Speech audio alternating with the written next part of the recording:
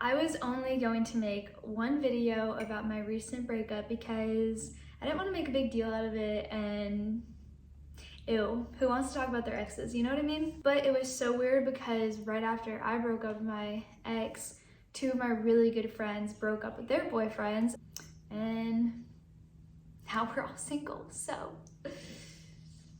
Looking back on all the time we spent together, you ought to know by now if you want. I realized their situation was really similar to mine, where they knew that they had to let this person go, but they didn't want to. I think there's so much more to be said about this situation where you don't want to let go of your relationship, whether it's because it's good and they treat you really well and you're happy for the most part, or if it's because you're scared to let go and maybe you don't trust God to give you someone better after, or you don't trust him to heal your heart after, or maybe you're just scared of the future without them and you become dependent on them. So that's what I want to talk about today, is how do you let go of a good thing?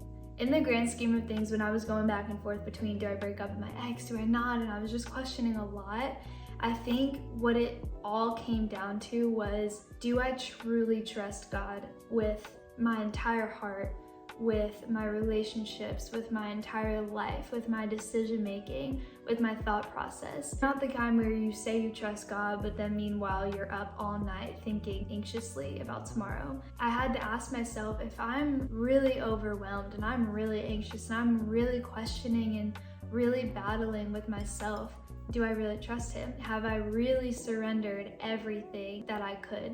Probably not. So when I was going back and forth on whether or not I break up with my ex, I was realizing that I either wasn't trusting God to steer me in the right direction, or I wasn't trusting that he would deal with the damage after the breakup and that he would provide for me. What if I'm not supposed to break up with this guy and then I lose him for good? Yes, all of these things sometimes have to do with insecurity, immaturity, lack of wisdom, lack of experience, or just fear, but I think the root of the questioning is trusting God. So really what I want to talk about is, how do you know you can trust God when you feel like he's asking you to walk away from a relationship that you really enjoy, that makes you happy, where your partner treats you really well, or where you felt a lot of peace about them and then suddenly you don't and it's confusing you. And then we can kind of talk about, what does that trust look like? I can get nothing done in this household. Okay, I'm back. I actually want to go to the creation story of Genesis in chapter 1. It'll all make sense later, but chapter 1, it says, "The earth was formless and empty, darkness was over the surface of the deep, and the Spirit of God was hovering the waters. And God said, 'Let there be light,' and there was light. God said that the light was good, and God separated the light from the darkness." So we see that he added beauty to something that was dark and not beautiful before. Then in verse 9 it says, "He created the dry land and saw that it was good, so the land was good." And then it goes to say that on this dry land, he said, "Let the land produce vegetation, seed-bearing plants, and trees on the land that bear fruit with seed in it." So now we see that he took dry land that was dead, something that was not bearing fruit, there was no vegetation in it, like a lot of relationships that people are in, like mine, and he brought life, growth, and beauty into it. He made something fruitful that was not fruitful before. Also, side note, if you noticed, darkness was already existing, and God created the morning to precede the darkness. Like, you know the verse, "Weeping may tarry for the night, but joy comes in the morning." He proved it in creation. Then God created us, something so intricate, out of something that was meaningless, that he stomped on, that was the lowest of anything, which was dirt.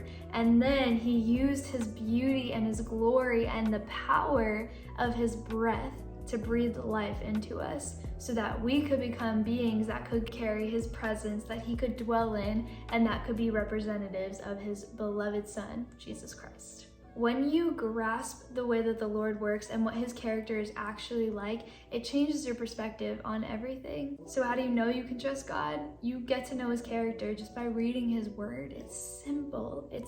It's not meant to be this like confusing game to see who could figure it out. Even in his creation, you get to see his character. What is his character like? He is a God who separates light from darkness, who brings life to something that was once dead. He brings fruit to something that was producing no fruit. And after everything that he creates, he says it is good, and he's pleased with it.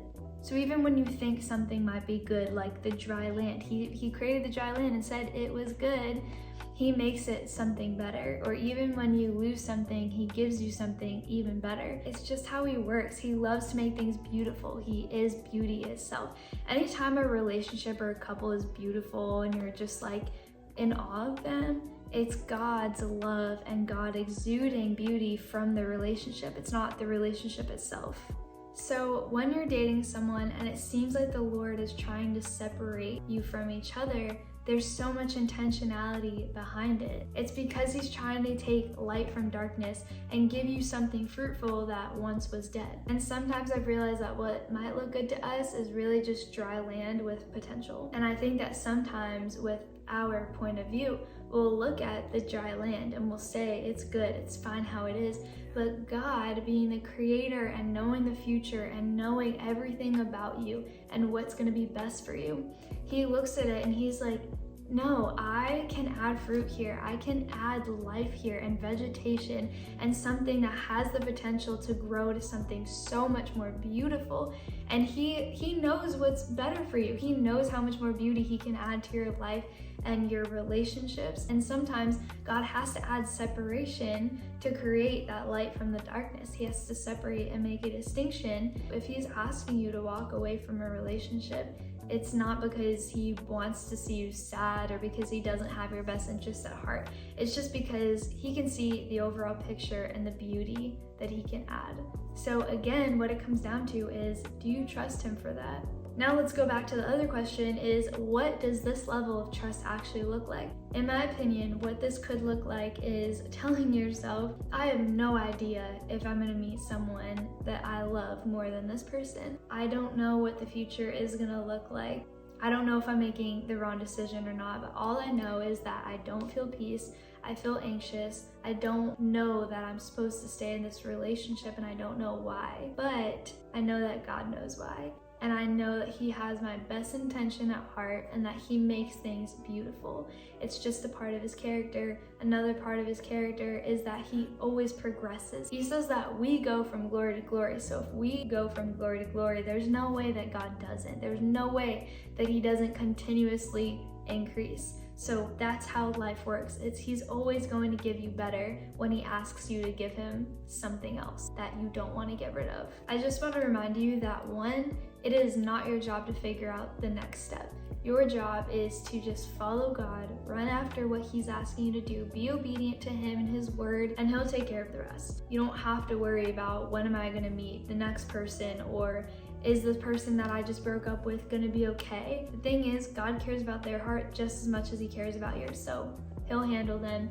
You don't have to worry about that. The next thing that I want to remind you of is that it's not your job to convince your partner to agree with your decision. Sometimes they'll be so confused as to why you're breaking up, especially if you guys seem so good together and you seem happy, but you feel like God's steering you in this direction.